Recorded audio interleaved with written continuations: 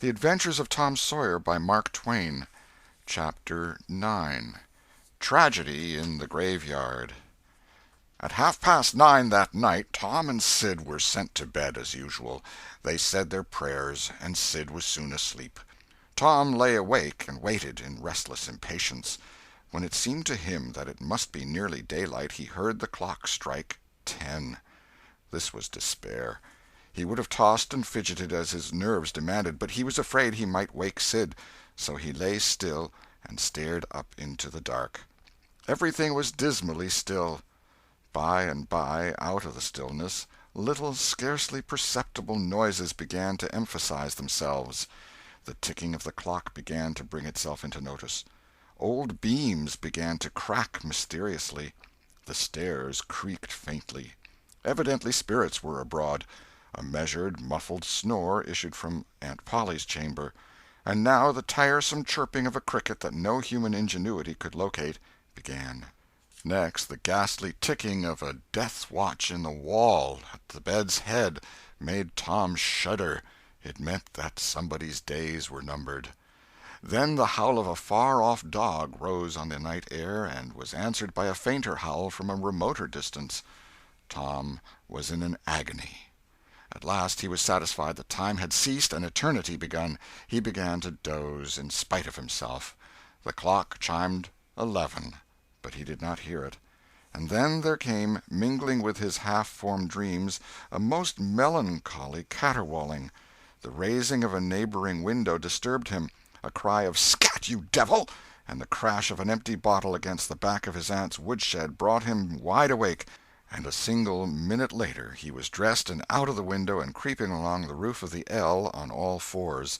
He meowed with caution once or twice as he went, then jumped to the roof of the woodshed and thence to the ground. Huckleberry Finn was there, with his dead cat. The boys moved off and disappeared in the gloom. At the end of half an hour they were wading through the tall grass of the graveyard. It was a graveyard of the old-fashioned Western kind. It was on a hill, about a mile and a half from the village. It had a crazy board fence around it, which leaned inward in places, and outward the rest of the time, but stood upright nowhere. Grass and weeds grew rank over the whole cemetery.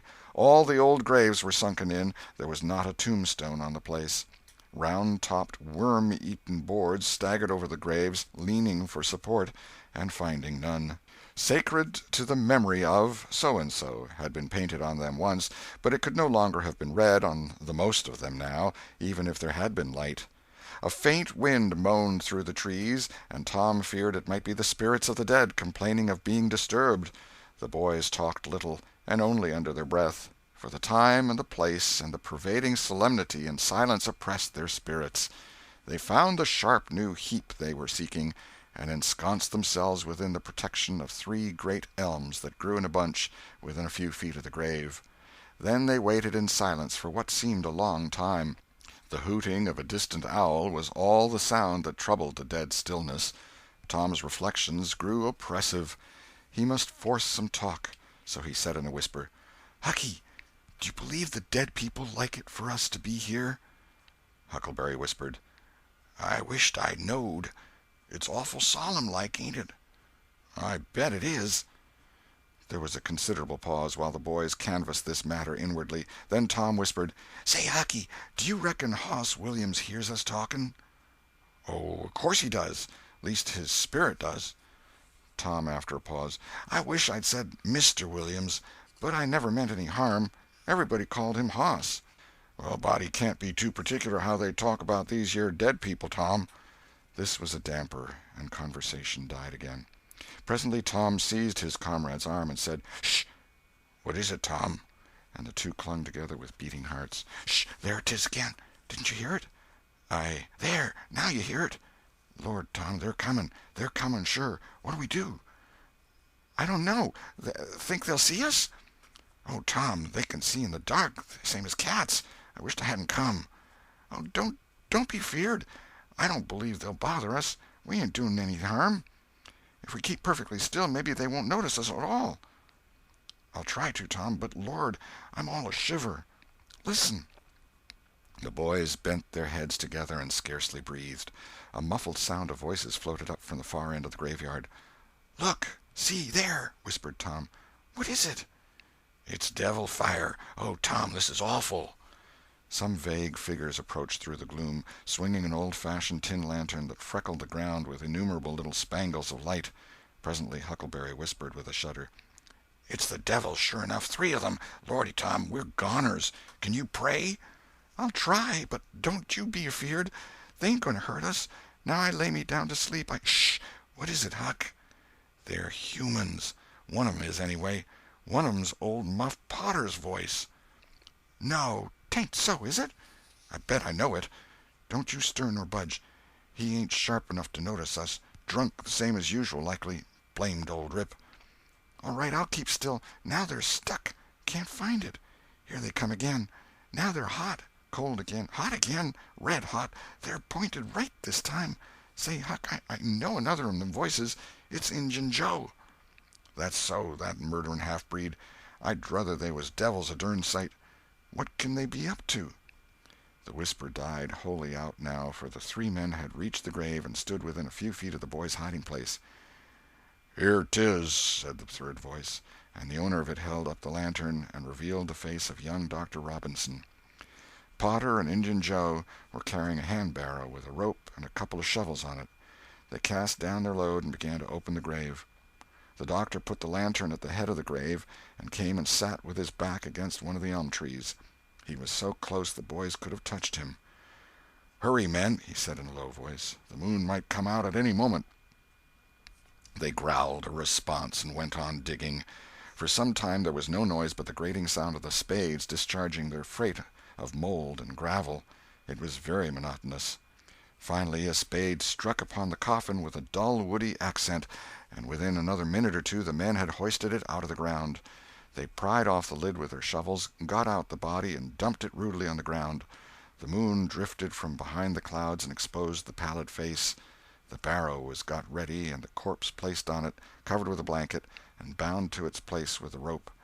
Potter took out a large spring knife and cut off the dangling end of the rope, and then said, "Now the cussed thing's ready, Sawbones, and you'll just out with another 5, or here she stays." "That's the talk," said Injun Joe. "Look here, what does this mean?" said the doctor. "You required your pay in advance, and I've paid you." "Yes, and you've done more than that," said Injun Joe, approaching the doctor, who was now standing. 5 years ago you drove me away from your father's kitchen one night when I come to ask for something to eat, and you said I warn't there for any good, and when I swore I'd get even with you if it took 100 years, your father had me jailed for a vagrant. Did you think I'd forget? The Injun blood ain't in me for nothing, and now I've got you, and you got to settle, you know." He was threatening the doctor, with his fist in his face by this time. The doctor struck out suddenly and stretched the ruffian on the ground. Potter dropped his knife and exclaimed, "Here, now, don't you hit my pard!" And the next moment he was grappled with the doctor, and the two were struggling with might and main, trampling the grass and tearing the ground with their heels. Injun Joe sprang to his feet, his eyes flaming with passion, snatched up Potter's knife, and went creeping, cat-like and snooping, round and round about the combatants, seeking an opportunity. All at once the doctor flung himself free, seized the heavy headboard of William's grave, and felled Potter to the earth with it, and in the same instant the half-breed saw his chance and drove the knife to the hilt in the young man's breast. He reeled and fell partly upon Potter, flooding him with his blood, and in the same moment the clouds blotted out the dreadful spectacle, and the 2 frightened boys went speeding away in the dark. Presently, when the moon emerged again, Injun Joe was standing over the 2 forms, contemplating them. The doctor murmured inarticulately, gave a long gasp or two, and was still. The half-breed muttered, "That score is settled, damn you!" Then he robbed the body, after which he put the fatal knife in Potter's open right hand and sat down on the dismantled coffin. 3, 4, 5 minutes passed, and then Potter began to stir and moan. His hand closed upon the knife. He raised it, glanced at it, and let it fall with a shudder. Then he sat up, pushing the body from him, and gazed at it, and then around him confusedly. His eyes met Joe's. "Lord, how is this, Joe?" he said. "It's a dirty business," said Joe, without moving. "What did you do it for?" I never done it." "Look here, that kind of talk won't wash." Potter trembled and grew white. "I thought I'd got sober. I'd no business to drink tonight, but it's in my head yet, worse'n when we started here. I'm all in a muddle, can't recollect anything of it hardly. Tell me, Joe, honest now, old feller, did I do it? Joe, I never meant to, 'pon my soul and honor, I never meant to, Joe. Tell me how it was, Joe. Oh, it's awful, and him so young and promising." "Why, you two was scuffling, and he fetched you one with the headboard, and you fell flat, and then up you come, all reeling and staggering like, and snatched the knife and jammed it into him, just as he fetched you another awful clip, and here you've laid, as dead as a wedge till now." "Oh, I didn't know what I was doing. I wish I may die this minute if I did. It was all on account of the whiskey, and the excitement, I reckon. I never used a weepon in my life before, Joe. I've fought, but never with weepons. They'll all say that. Joe, don't tell. Say you won't tell, Joe. That's a good feller. I always liked you, Joe, and stood up for you, too. Don't you remember? You won't tell, will you, Joe?" And the poor creature dropped on his knees before the stolid murderer and clasped his appealing hands. "No, you've always been fair and square with me, Muff Potter, and I won't go back on you. There, now, that's as fair as a man can say." "Oh, Joe, you're an angel. I'll bless you for this the longest day I live." And Potter began to cry. "Come, now, that's enough of that. This ain't any time for blubbering. You be off yonder way, and I'll go this. Move now, and don't leave any tracks behind you." Potter started on a trot that quickly increased to a run. The half-breed stood looking after him. He muttered, "If he's as much stunned with the lick and fuddled with the rum as he had the look of being, he won't think of the knife till he's gone so far he'll be afraid to come back after it to such a place by himself, chicken heart." 2 or 3 minutes later, the murdered man, the blanketed corpse, the lidless coffin, and the open grave were under no inspection but the moon's. The stillness was complete again, too. End of Chapter 9. Chapter 10. Dire Prophecy of the Howling Dog.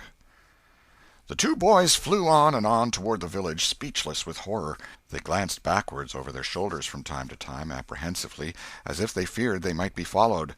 Every stump that started up in their path seemed a man and an enemy, and made them catch their breath. And as they sped by some outlying cottages that lay near the village, the barking of the aroused watch-dogs seemed to give wings to their feet. "If we can only get to the old tannery before we break down," whispered Tom in short catches between breaths. "I can't stand it much longer." Huckleberry's hard pantings were his only reply, and the boys fixed their eyes on the goal of their hopes and bent to their work to win it. They gained steadily on it, and at last, breast to breast, they burst through the open door and fell grateful and exhausted in the sheltering shadows beyond. By and by their pulses slowed down, and Tom whispered, "Huckleberry, what do you reckon'll come of this?" "If Dr. Robinson dies, I reckon hanging'll come of it." "Do you, though?" "Why, I know it, Tom." Tom thought a while, then he said, "Who'll tell? We?" "What are you talking about? Suppose something happened and Injun Joe didn't hang. Why, he'd kill us some time or other, just as dead sure as we're laying here." "That's just what I was thinking to myself, Huck." "If anybody tells, let Muff Potter do it, if he's fool enough. He's generally drunk enough." Tom said nothing, went on thinking. Presently he whispered, "Huck, Muff Potter don't know it. How can he tell?" "What's the reason he don't know it?" "Because he'd just got that whack when Injun Joe done it. Do you reckon he could see anything? Do you reckon he knowed anything?" "By hokey, that's so, Tom." "And besides, look here, maybe that whack done for him." "No, 'tain't likely, Tom. He had liquor in him, I could see that, and besides he always has. Well, when Pap's full, you might take and belt him over the head with a church and you couldn't faze him. He says so his own self. So it's the same with Muff Potter, of course. But if a man was dead sober, I reckon maybe that whack might fetch him. I don't know." After another reflective silence, Tom said, "Hucky, you sure you can keep mum?" "Tom, we got to keep mum. You know that. That Injun devil wouldn't make any more of drowning us than a couple of cats, if we was to squeak about this and they didn't hang him. Now, looky here, Tom, let's take and swear to one another. That's what we got to do. Swear to keep mum." "I'm agreed. It's the best thing. Would you just hold hands and swear that we—" "Oh, no, that wouldn't do for this. That's good enough for little rubbishy common things, especially with gals, 'cause they go back on you anyway, and blab if they get in a huff, but there oughter be writing about a big thing like this, and blood." Tom's whole being applauded this idea. It was deep and dark and awful. The hour, the circumstances, the surroundings were in keeping with it. He picked up a clean pine shingle that lay in the moonlight, took a little fragment of red keel out of his pocket, got the moon on his work, and painfully scrawled these lines, emphasizing each slow downstroke by clamping his tongue between his teeth and letting up the pressure on the upstrokes. See next page. Huckleberry was filled with admiration of Tom's facility in writing and the sublimity of his language. He at once took a pin from his lapel and was going to prick his flesh, but Tom said, "Hold on, don't do that. A pin's brass. It might have verdigrease on it."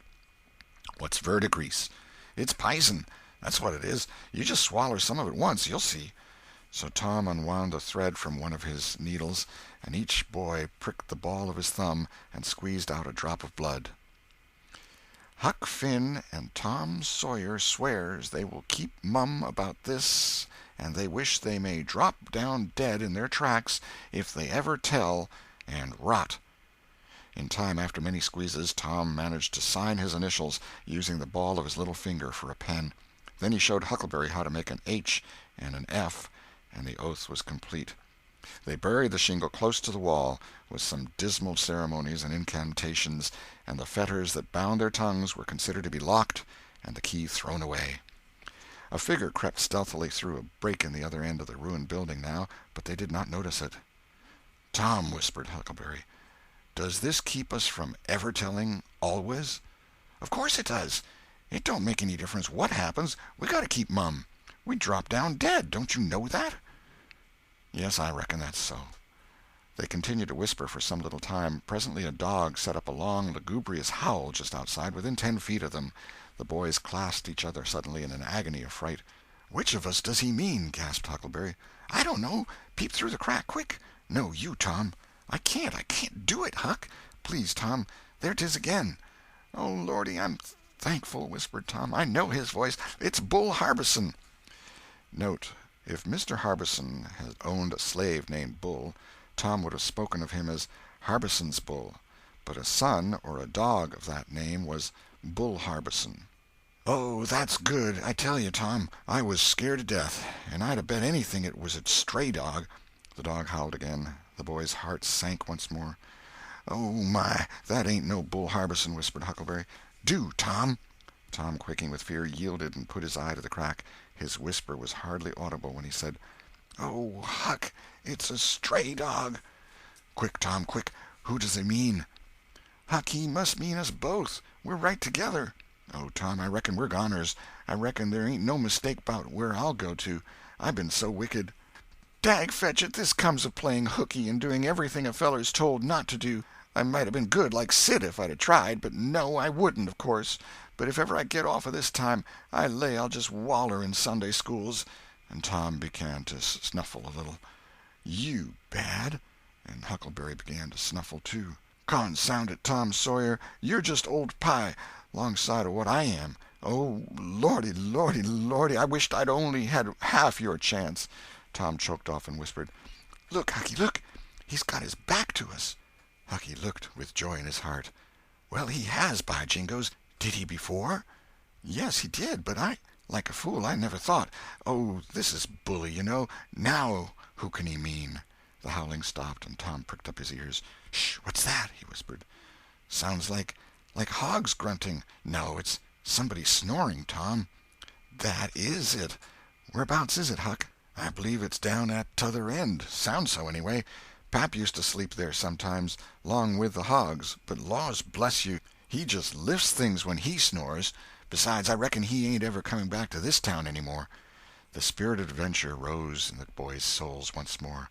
"Hucky, do you dast to go if I lead?" "I don't like to much. Tom, s'pose it's Injun Joe."